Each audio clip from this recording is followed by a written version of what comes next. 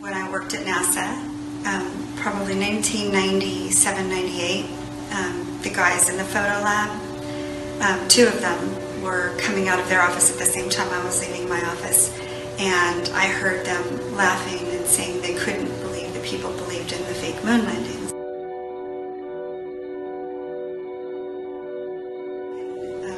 2007, one of the guys I worked with at Lockheed Martin told me that the Earth was flat.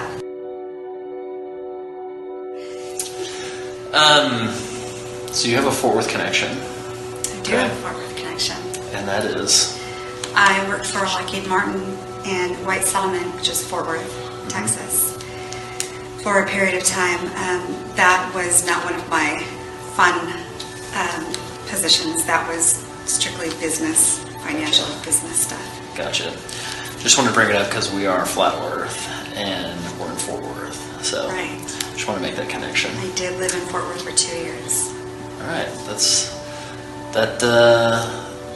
enough in my book. Okay, so talk a little about how you came to work at NASA, your credentials, and your role while you were there. It's a big question. Okay. So back in the early 90s, I was a college student and was working at the Air Force Base, Edwards Air Force Base. Some of the folks that I worked with suggested that I apply for a position at NASA because I was going into an IT college degree. And so I did. I found in the base paper, they had a bunch of positions posted for women, mostly women for some reason, which is interesting. Back in the 1990s, they were pushing that. So I applied, and it was very simple. It wasn't like you do today. It was a very simple process. And so in 1996, I was hired on with a contractor for NASA. The contractor is called Woodside Summit Group, and they do various contracts, not just NASA. But I worked directly in a NASA facility called Dryden Flight Research Center, which is one of the main NASA facilities in the U.S. I worked there from 1996 until 2000. Credentials was basic, very basic. I had 2.5 years of college under my belt, and they were looking for people just out of school, so they liked that I had some college, and then they trained me on my position and then expanded from there. It was a lot of fun. I learned a ton in the 4 years I was there, IT stuff. So doing IT stuff like in charge of servers and things like that? I had 4 servers in my office. I had my own office, which was located right next to the photo lab, which was a unique place to be anyway. So I had 4 servers. My servers were the backup servers for all the computers at the facility. Okay. The entire facility? The entire Dryden facility. Gotcha. Did all the backups. It would rotate through computers each night. Mm-hmm. Okay. What kind of degree did you get? Or what did you study? Business IT. Okay. Mm-hmm. Gotcha.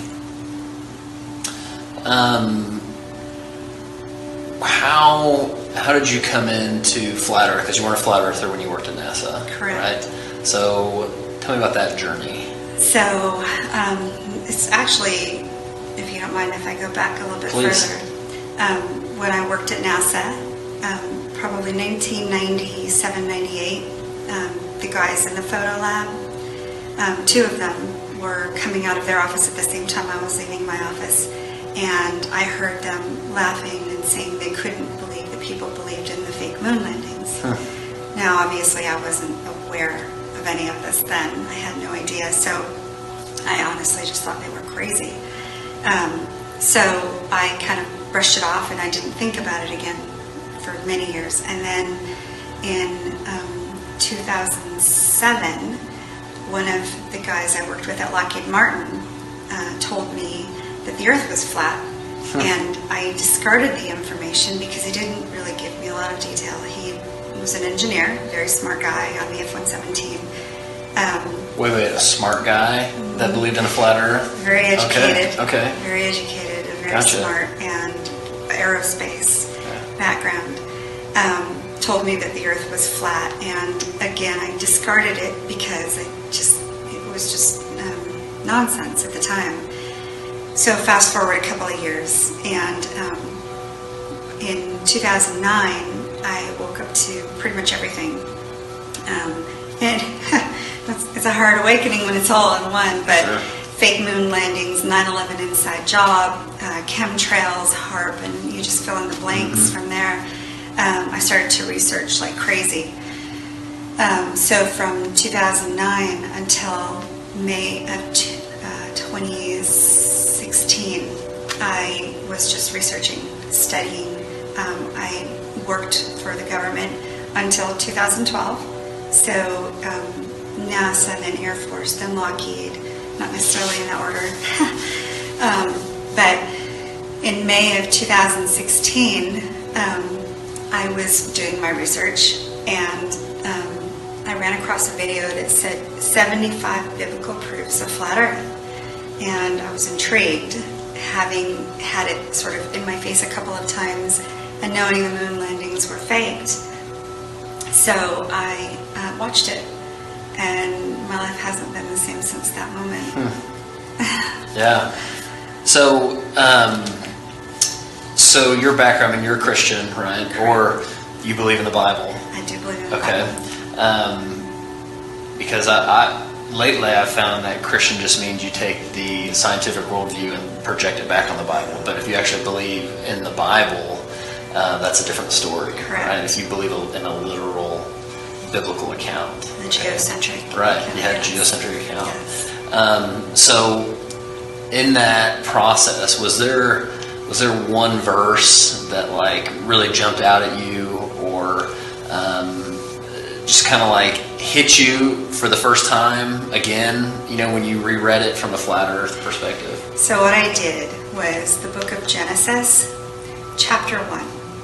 I went through the entire chapter for about 3 hours and went verse by verse, because that's the account of creation. And so when you look at it with an open mind and believing in a literal Bible, which I do, then you stop and you take account of each verse. And when you do that and you go through the entire chapter, then suddenly you can see creation in a different light. It's never taught to us that way. So to read it with a different mindset, an open mind, then the entire chapter basically tells you how God put Earth together. It's like a terrarium. Sure. Kind of. Yeah, I mean, my whole deal is, one, if you can even get past the idea of a firmament with waters above and waters below, but the fact that God created the earth first, and then he created the sun, and so what was the earth rotating around for 3 days until the sun was created? And I've come to the conclusion that if that is true, it was rotating around Chuck Norris. It was probably, I can't come up with any other solution. Who's an Illuminati shill, by the way? Chuck Norris is. Is that right? Yeah, I mean, I'm I just need kidding. to I don't know. research that one. Joke. I don't want him coming after me. So, tell me a little bit about the work environment at NASA. Just kind of elaborate on atmosphere. Do people like each other? Yeah, great atmosphere. I actually miss it. I have dreams about working there still. So as bizarre as that sounds, I miss the entire, everything. The people, the facility, the things that we did. It was a very important role. I was part of Y2K. Y2K was this big, false flag, basically. Right. But, you feel important, you feel good. Everybody there was on the same team. You really felt like a team member, and we had a lot of fun. We had events. We had a lot of food, catered events, and I don't know. It was just unique. I was friends with a lot of pilots, who can say that they worked alongside an SR-71 pilot? Yeah, Maverick and Goose, right? Yeah. Awesome. So you talked a little bit about the photographer story, and the moon landing it's a conspiracy. You can be a non-flat earther, you can be a ball earther and not believe we went to the moon. In fact, one of the guys on the show, his name's Chad. I mean, I wouldn't call him a flat earther, but he does not believe we went to the moon. I mean, he thinks it looks ridiculous. Good. And so I'm curious. Back when you heard them say that, did it touch any points where you had said, oh yeah, I've heard people that say they didn't think we went to the moon, or was that kind of the first time you'd heard that idea? That was the first time, and to be honest with you, I didn't take it seriously in any aspect. I supported NASA. I supported what they did. And I think the majority of people who work for NASA really enjoy what they do and support what they do. You wouldn't question it. You wouldn't. So for the photographers to say something like that is a little weird, right? Well, a few months ago I realized that when I got my tours through the photo lab, there were no pictures of space. They were all jets. So the photo lab has a lot of photos, but none of space. Wow. Yeah. So brings me to my next question. I've heard you mention how you've met Matt Powerland before, or Matt Boylan, who claims, I have no reason not to believe him, claims that he was a photorealist painter for NASA. And did you know of any other quote-unquote painters that were there while you were there? I did not. In fact, I knew we had painters because when you walked into the main building where I worked, I think it was building 1600, in that foyer we had a beautiful painting of the globe that we knew was a painting because they made a big deal out of it and presented it and gave it to us in our building, and so I knew there were painters, but I just thought it was painting. I never put two and two together. Yeah, I mean, he's become famous for saying photo or painting, right? Right. So, I mean, it seems to me that probably 95% of people work at NASA and don't even know there's a debate about the shape of the Earth. That's right. If I had to guess based on what I know now and what I knew then, you wouldn't question it. It's not something you'd even think about. Right. Yeah, and so to me, I mean, even there would have to be a percentage that knew they were hiding something, but they don't even have to know that that's what they're hiding, right? I mean, for all they know, an astronaut, for example, could be told, hey, we're not sending you up because we're saving money and we're using it for anti-terrorism. Absolutely. Everything is parceled. Everything is compartmentalized. You have a specific need to know. And that's true with NASA, Air Force, Lockheed, every government position I've had. It was always need to know, and so you don't really ask outside of the parameter of your position. It's kind of a no-no. It's kind of you just know not to. Yeah, and if you do ask and you're told something, then you're responsible for it, right? And anybody who knows something and they tell you, then they're in deep water because you're only allowed to speak about what you're allowed to speak about. So my badge would have colors on it, and those colors dictate what areas I'm allowed to go into, what my need to know is. And so everybody has specific things on their badge. So if you're talking about your program and you're talking to someone whose badge clearly doesn't show that they're briefed in that program, then you're going to get in trouble for speaking about it. And so from what I understand, there were some things that you were briefed in on, which you weren't allowed to speak on, which you've never spoken on. Correct. Because of your duty. So give me an idea on like 1 to 10, from your point of view, what your clearance level was, and then relate that to maybe the percentage of the facility you were even allowed to go into. Or would it be even hard to even speculate on that? So I worked on something called a black project. When you work on a black project, it doesn't exist. And that's pretty much, if you look at my going away placard from the F-117 program, and I went into the black program, it says, be a light on the dark side. The reason it says that is because I was going into a black program. So, which begs the question, if a project doesn't exist, where does it get funding from?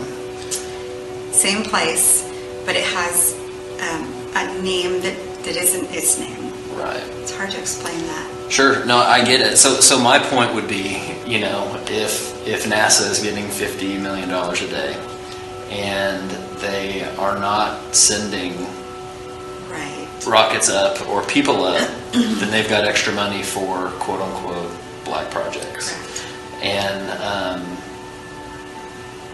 And yeah, so that's super interesting. Yes. Okay. Do you, knowing what you know now or knowing what you believe now, do you have any guilt associated with having worked there or anything like that? Or? No, I don't have guilt, but I do have a little bit of shame for our government, in that I was a big patriot, very pro-American, very pro-Republican. I was just a very, pro-government, pro-Air Force. And not that I'm not still, because the people who work there, they're still good people. They don't know. But I'm ashamed of the people who are at the top level who know this, and they don't have guilt.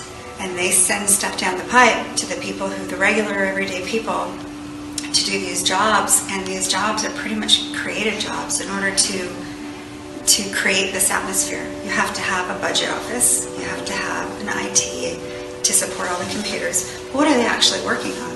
Right. Yeah, no, we don't know. So no, I don't have guilt for what I did. So my buddy Paul, who does a show with me, he was talking to a girl who works at NASA, and she works on tracking submarines, which sounds weird to me. So are you aware of that and or any other what I would call space-related programs that NASA works on? We didn't have a lot of space stuff at Edwards, at Dryden, because we were more related to the jets. That's why we were located at an Air Force facility that supported jet flight. I can tell you there's a lot of programs that are unusual, that they typically deal with flight, though. I have not heard of a submarine, although it could be a tracking thing that we're talking about. Yeah, maybe tracking. I mean, it sounded interesting to me. I mean, coming from the biblical mindset of the waters above, we were wondering if they were trying to go under and up or something. I think they are trying to test the waters. There's you've seen the video where they're trying to go through. Yeah, that's phenomenal they're stuff. They're able to get through that. So, what would you tell a non-flat earther who's extremely skeptical? If it's possible for someone who used to work at NASA to believe in flat Earth, I would say it's possible for anybody. But what would your message be? I would say definitely keep your skepticism, because you have to be skeptical of everything, and I am still. But I would say keep an open mind at the same time, and just look into it. Give it some time. It's not going to happen in one day. And you can jokingly say just give it a day, but the truth is you need more than a day. And you need to be open-minded. And just because it's so taboo doesn't mean it's wrong. It is taboo, and I think there's a reason that it's become that way. I think it was purposeful. Anyone who says the earth is flat is crazy. Well, I'm not crazy.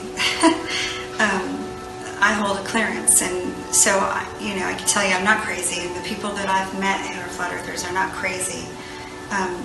What's crazy is not being willing to look at something that's unusual without, and don't put it aside without looking into it. Just look at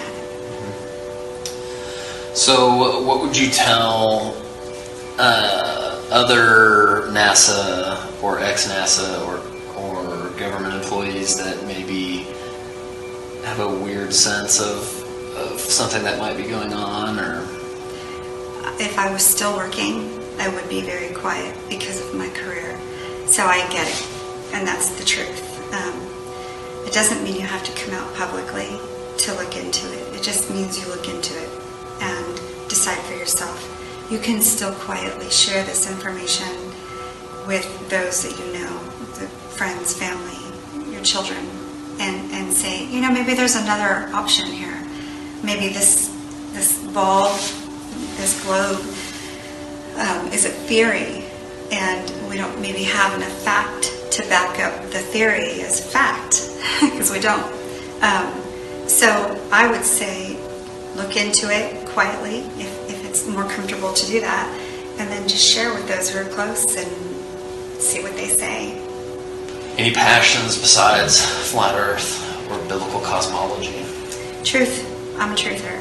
I basically code myself as a truther because I don't have it in me to lie that way. I don't like lies. I like truth. Why does truther have a negative connotation? I don't understand that. It's odd because we tell our kids not to lie. Yeah. Don't lie, and then as adults, somehow it's okay. I'm not sure why that is, but I can't help myself. I have an addiction to information. It's kind of a weird thing, but I have an addiction to information and I can't get enough. So I'm always researching. I'm always trying to fill my mind up with more truth and not junk. I'm very careful about what I allow into my mind. Gotcha. Hoping the beep of the truck there. Those are all my questions. I'm going to say something. Is there something else you want to touch on? Or think would be beneficial to touch on? I don't know. I just really, it's on my heart to share this. I prayed for wisdom, and this is kind of how this happened. Is I pray. I pray every day, and God is my Savior. God is my God, but Jesus is my Savior. And when I pray, I mean it, and God knows my heart. And I prayed for wisdom, and 3 days later, I found that video. And I don't think that's a coincidence. I believe that was His plan.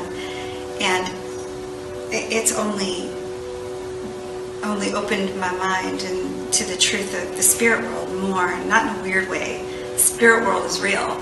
God is in the spirit world. We're not there. We're here on the earth that He created for us. So as a Christian, and that's probably the number one thing about who I am, is I belong to Jesus Christ. And not all flat earthers are Christians. I get that. And they don't have to be.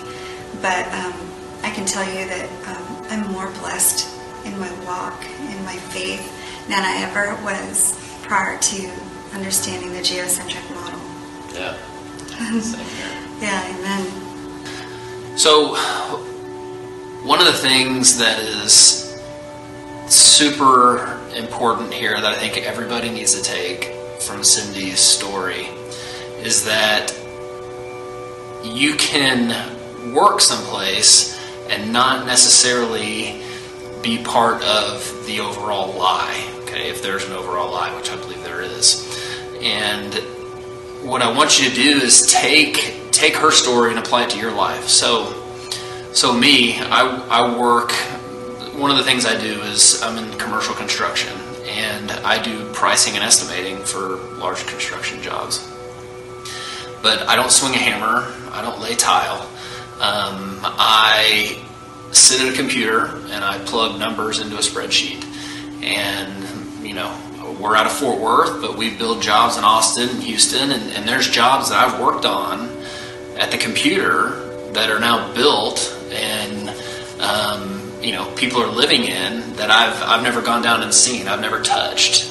So, maybe that's a conspiracy in my life that maybe we don't actually build buildings, but I do know that we have a team down there, and that supposedly those buildings were built and people are living in them now. And so I can see how 99% of people at NASA, probably 95 of those 99, don't even know that flat Earth is a debate. And the 99 are sincerely doing their job, the best that they can do, and serving their country. And I believe that's the case. And then I believe then there's the 1%, which in my opinion, 99% of that 1% may know that they are being deceptive or hiding something, but they may not know they're hiding the shape of the Earth. They may be hiding the fact that maybe they're not going to space. Maybe they're faking that they're going to space in order to save money, so those funds can be used for black book operation type stuff or to fight anti-terror. I know that if someone came to me and said that I needed to fake being a construction worker so that they could use a salary to go fight terror in some country, that sounds like something I would sign up for. And so I can see how people can be deceptive, but do it in an honorable way. And so I think that of the 1%, 99% of the 1% are acting in that way.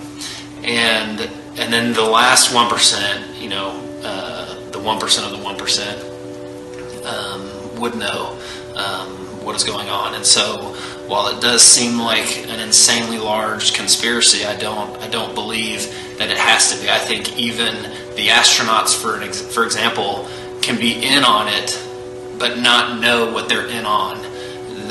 And flat Earth just sounds ridiculous to them because there's no reason for them to doubt what their superiors are telling them. So combine that, I got a construction degree, but I didn't build one building while I was in school. It wasn't until I got out in the field and did an internship for 3 months where I literally learned more than I learned in 3 years of school. No offense to where I went, but that's just how it works. You learn how to do your job. And so people that have physics degrees, astronomy degrees, that's awesome, but they got their degree by regurgitating what their teacher or the books told them. And so, school teaches you what to think, not how to think. And when she talked about the lack of critical thinking in our world, it's a huge void. And so all we're trying to do with this is to get you to ask questions and don't be so attached to the ball because it's not yours. You didn't invent it, okay? There's no reason for you to cling to it like you created it. All we want is for you to question, because condemnation prior to investigation is ignorance, and we don't want you to be ignorant. And I'm not saying I have proof that it's not a ball. All I'm asking you is to look into it. So I want to thank Cyndi for coming on. We really appreciate it, and as always, thank you for